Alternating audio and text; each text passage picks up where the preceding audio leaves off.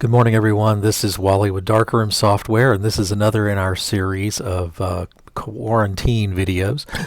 Today I'm coming to you from the office, and I'm going to give you a little bit of information about Darkroom Core.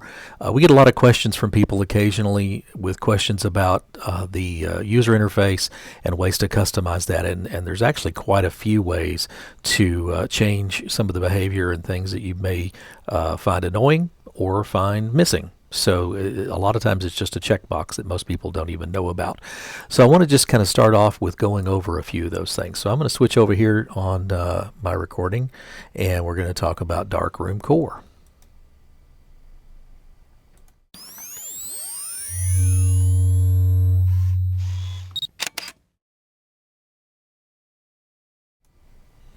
All right, here we are. This is Darkroom Core. This also, everything I'm going to talk about will also apply to Darkroom Pro or Assembly, either one, if you have either of those. But I'm using Darkroom Core for this particular illustration. So over on the left-hand side, you'll see our list of events, catalogs, photo library.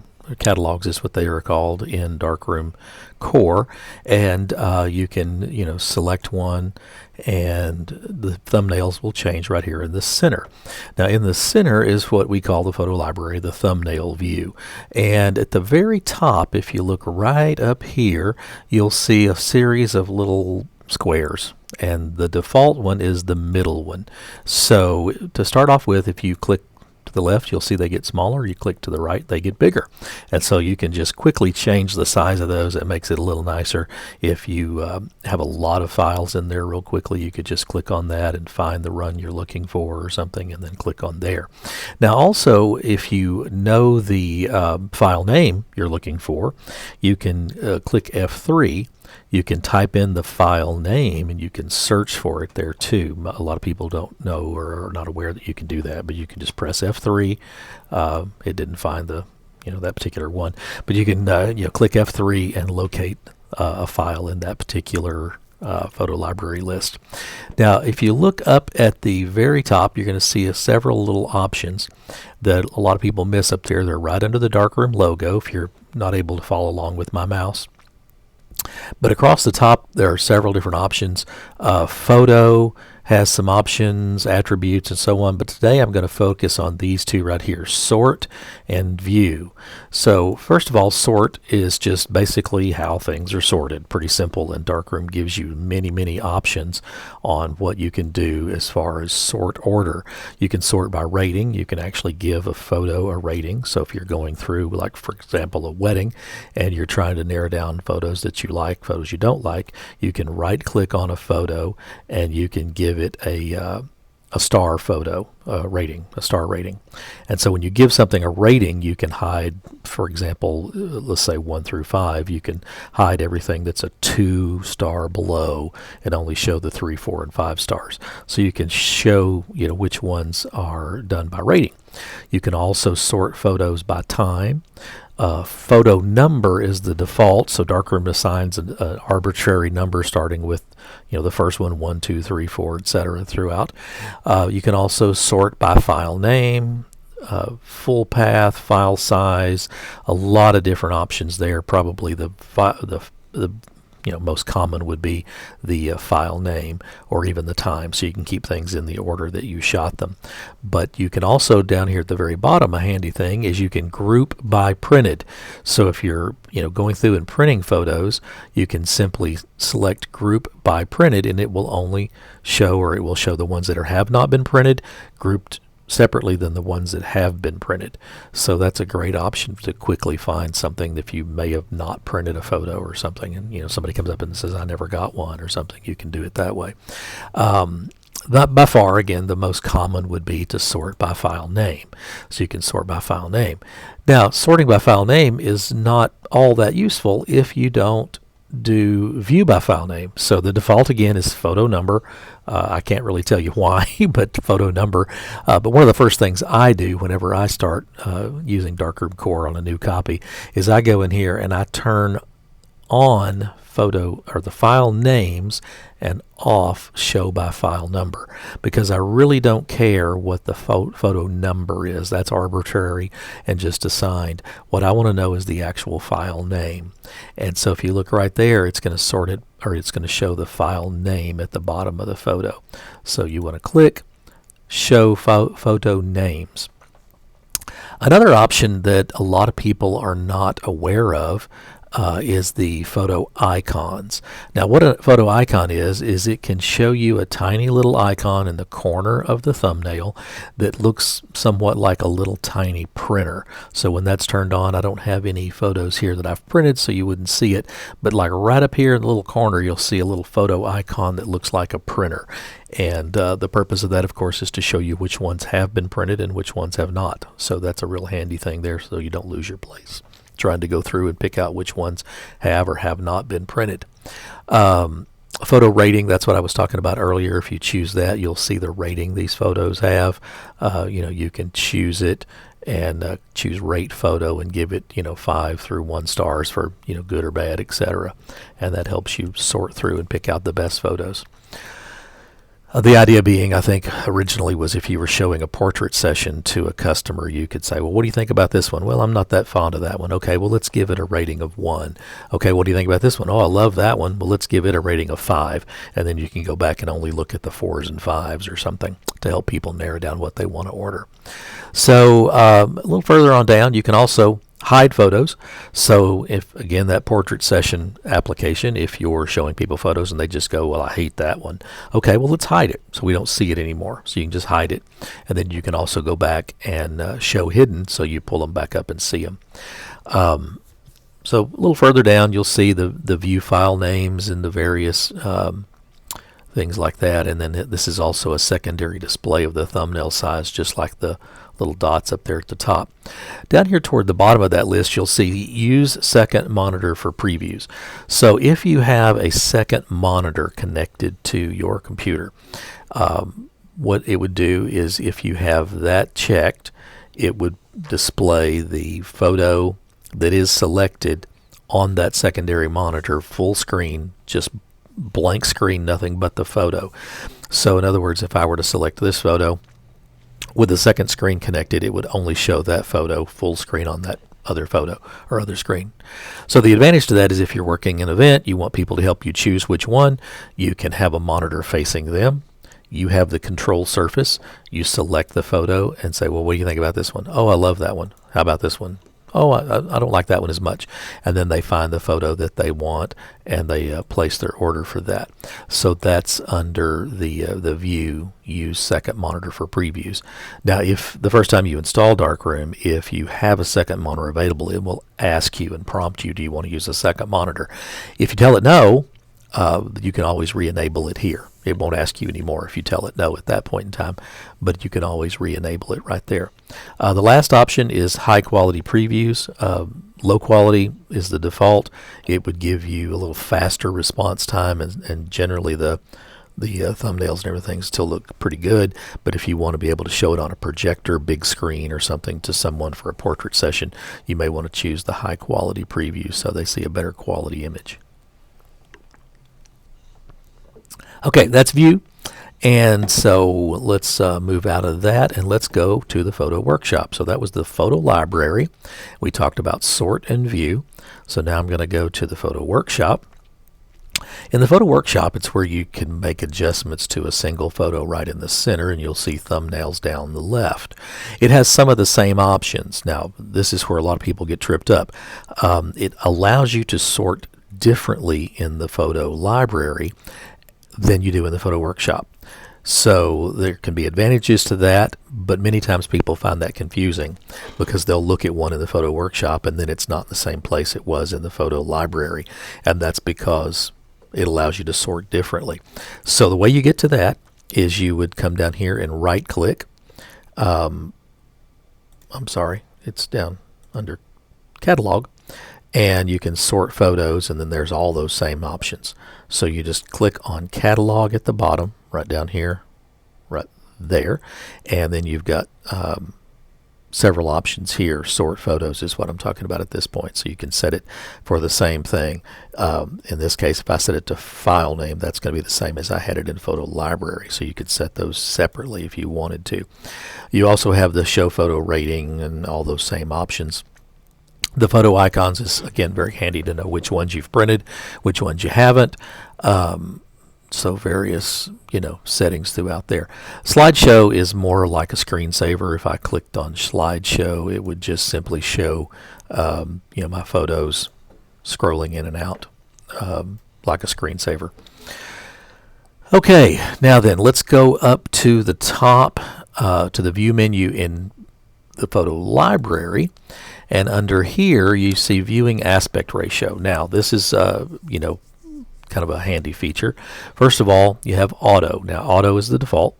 And with it set to auto, it's going to display the full photo, whatever photo you selected. Most photos today, digital photos, are going to be a 4:6 proportion.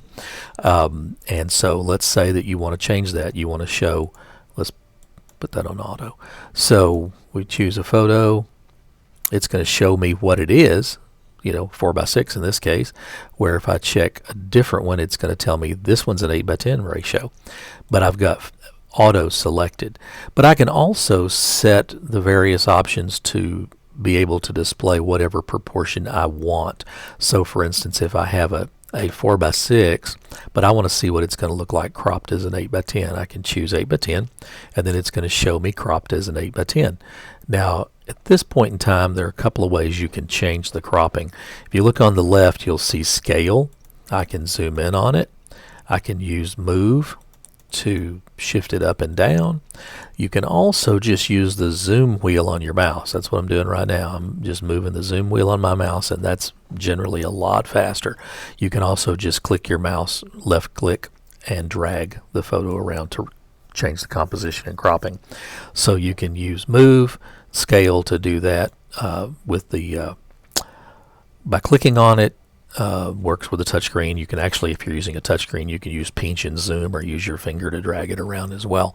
But most people would use a mouse and just use the zoom wheel and the click and drag. So that's how you would adjust composition in this screen right here. While I'm at it, while I'm talking about it, I want to click over here. If you look at this right here, this is a little magnifying glass, and you can click on that and see a blown up, close up of the photo to check for sharpness or something. So back to our aspect ratio. So there you can set your aspect ratio to whatever. So if you want to see what that image is going to look like square, if you're printing a square, you can change it right there. Now if you go back to view, under viewing aspect, you can also see right underneath that it says set up aspect ratio list. So you can set whatever ratio you want here. So if I clicked on add, I can give it a name, call it 8:10 or whatever, put in the width and the height and click OK, and it'll just add a new ratio in here that you can see and select up here. Okay, so let's see what else we have over here. So that's that. Frame, it just puts a little frame around the photos so you can see what that would look like. It just makes it stand out a little bit more. It doesn't print. It's just for viewing. Let's go down. You got the same second monitor for previews and high quality previews. You can also choose to show the photo numbers, etc. Now here's an option down here at the very bottom, and this allows you to choose. There are two that come with the software. They're relatively easy. We've got a knowledge base article on how to create your own and make more if you need one. But you can choose school or standard built into the software. So what those do, and I'm going to change this back to auto real quick, and I'm going to choose a vertical photo so this is more clear. So if we go right here and we choose guides, and I'm going to choose standard and show guides, you'll see it puts this dotted line on here so you can see what the I'm going to turn that.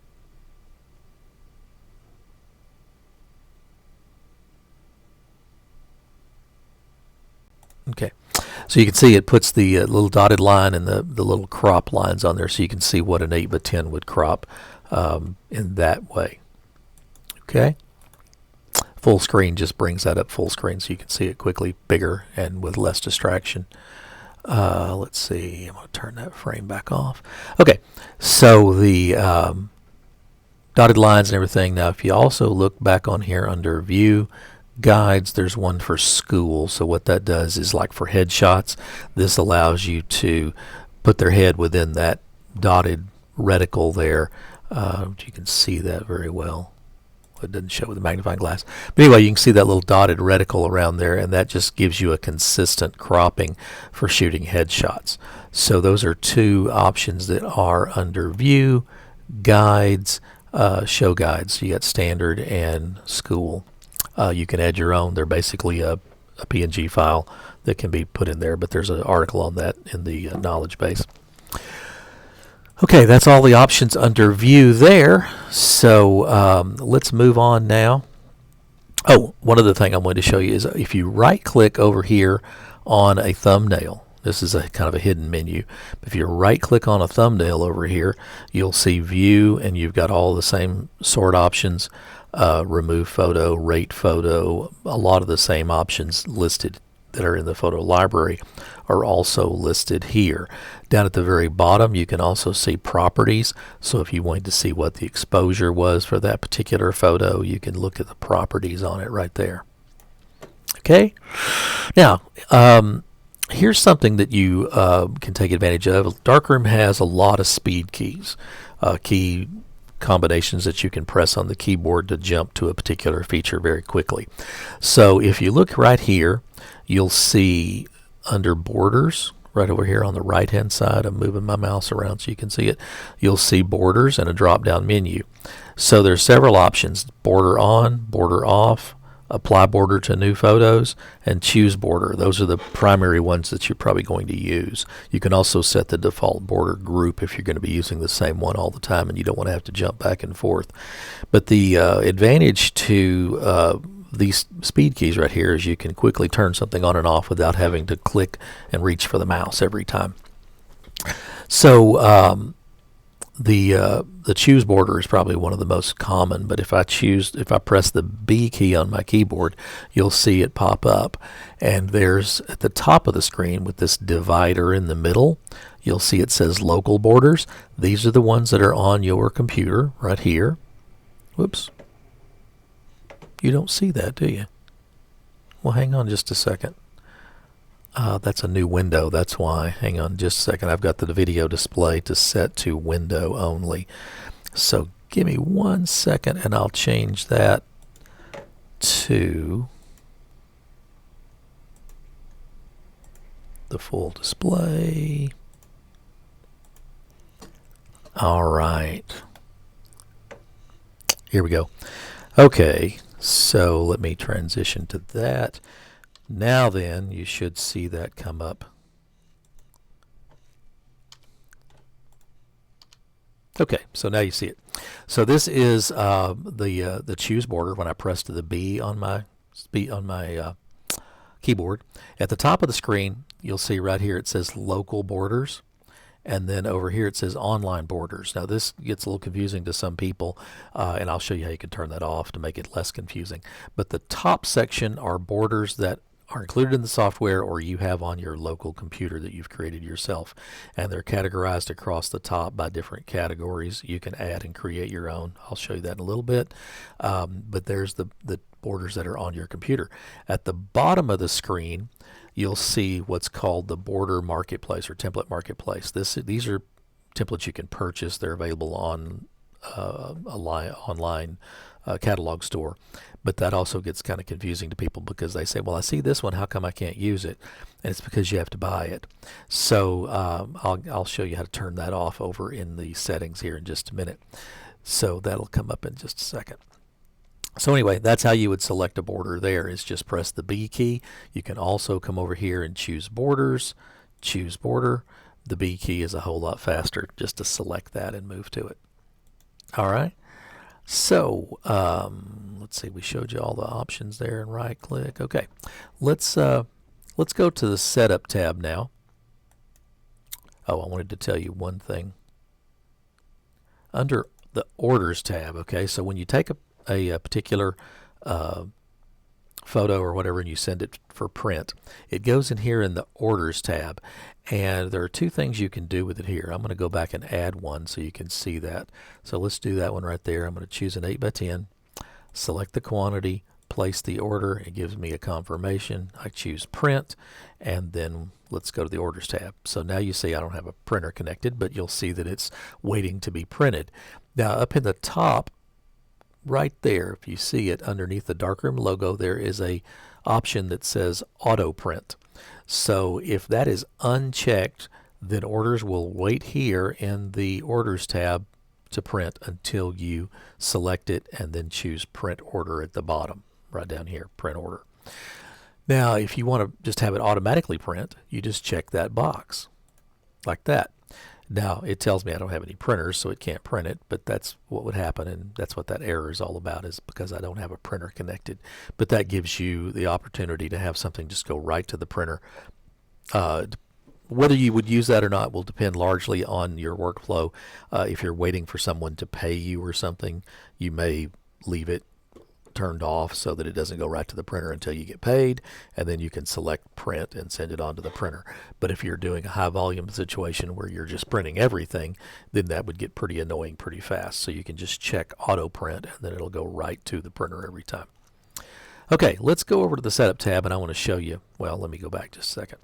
I showed you this just a second ago. When I select a photo in the Photo Workshop or in the Photo Library, and I come over here in the package list that I have, and I select that, the default is it pops up and prompts me for a quantity. So you can choose 1 through 9. Now if you're doing an event where you know that every time you're only going to print one, that gets pretty annoying and also can slow you down. So there's a way to turn that off. We'll talk about that in just a minute.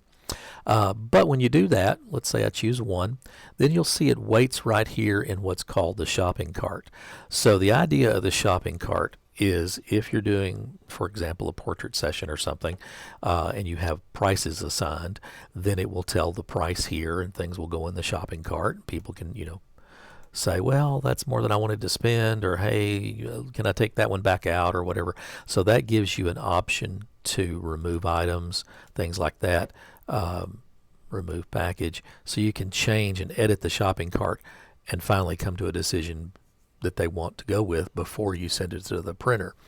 And that's great, but what if you're doing an event where you know everybody's going to get a picture taken and print one 5x7 or one 4x6?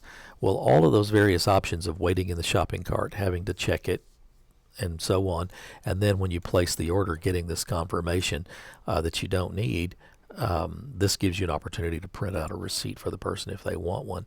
All of those things can get pretty annoying pretty fast. So there's ways to turn all of that stuff off. So here's how you do that. So in the Setup tab, first of all, let's go right here under Fulfillment Options, Recent Options, and then if you turn off or check that box right there, you can see it right there. It says show an order confirmation receipt after placing an order. Just uncheck that box. So now let's go back to the Photo Library, and when I add something, prompts for quantity, place order. Now it's gone right to the Orders tab. It didn't give me a confirmation. So if I were to have auto print selected, then it would have just gone right to the printer without anything at all, and as soon as I select it. So then you have a lot faster response. You just choose your size, your quantity. Once you make the decision that that's all they want to order, you place order and it goes right to the printer. So that's one option, and that's under Fulfillment Receipt Options. Just uncheck that box right there. Now the next thing I want to talk about is under Application Options, and it's under, I think it's General.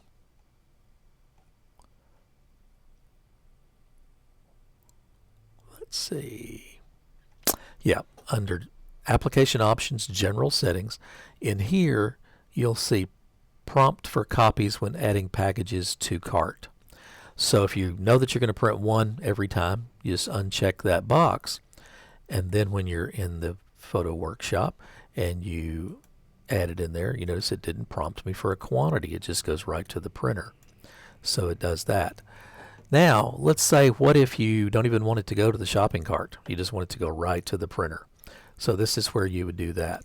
Under Packages and Services, Package Groups, Standard, there's my 8x10 that I've been doing. If I double click on that, you'll see an option down here called Quick Print. Print package immediately on the local printer. It bypasses that shopping cart. So if I set that to be a quick print, now when I go here, you'll notice that as soon as I click 8x10, I got to turn that. I can turn that prompt off separately because there's two different prompts. Then it goes. It can't be printed because I don't have a printer, but it would go right to the printer if I had one. So let's go back and go back to Application Options, General Settings, and you'll see down here where I was a minute ago with the prompt for copies, there's another one that says prompt for copies for quick print packages. So I can turn that off as well.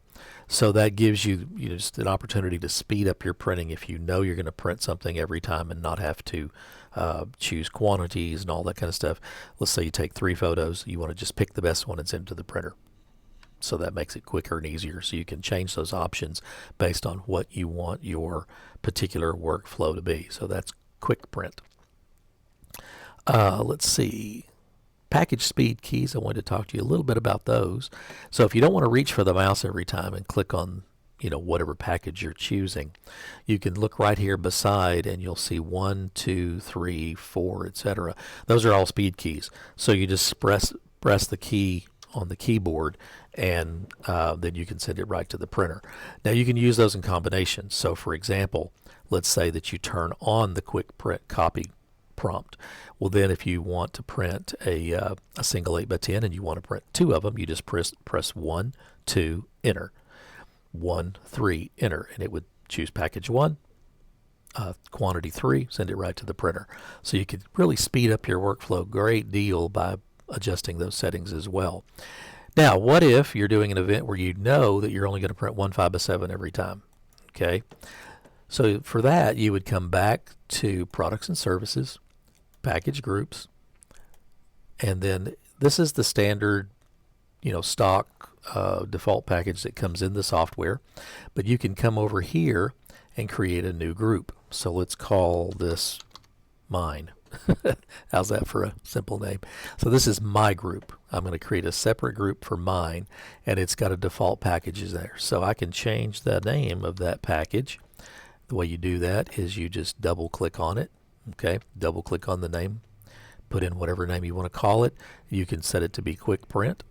Click OK, and you've got that done. Now, at this point in time, we've got the package created, the package group created, and named, but we don't have anything in the package. So over here in the center, you want to click Add Local Print Item, and you can choose, any one of these options. There are just an extensive number of package sizes and combinations and things you can choose, but I'm just going to choose a 5x7. So choose 5x7, add it right there. So what I've done is I've told Darkroom in the package group mine, when I choose the first one, 5x7, I'm going to print a 5x7. And that's all. You can add multiple items so that a package could do an 8x10, 2 5x7s, and 8 wallets. As soon as you hit that one key, it would just send all of that to the printer. But in this case, I'm just going to do a 5x7. So when you do that and you go back to the photo library, then down here at the bottom where it says Add Package, if I click there and choose Change Default Group, now I'm going to go to Mine. You'll see up here the only option listed is 1 5x7. So that cuts down on confusion. It would prevent accidentally selecting the wrong one, and I don't have a printer with me to do 8x10s, but now I've sent an 8x10 and now it's giving me an error message or whatever. In this case, you can just create a package group focused just on what you're going to offer for that particular job.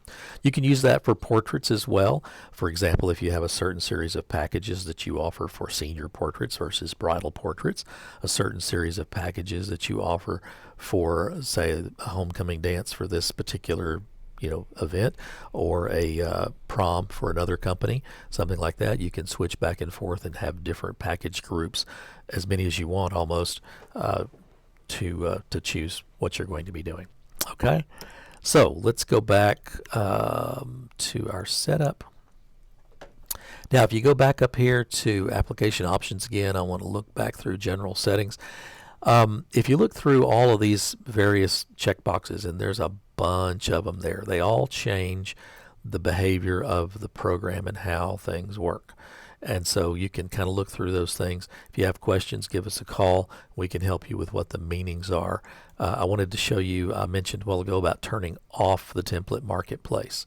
So you can turn off the template marketplace right here at the very bottom of application options, general settings. Under template marketplace, you just uncheck those two boxes right there. Then when you go, and I'm going to switch back over to it now, and I'm going to press the B key on my keyboard. Now you only see your local packages. You don't see all the template marketplace packages as well. So that's a great feature that you can set to get things like you want it.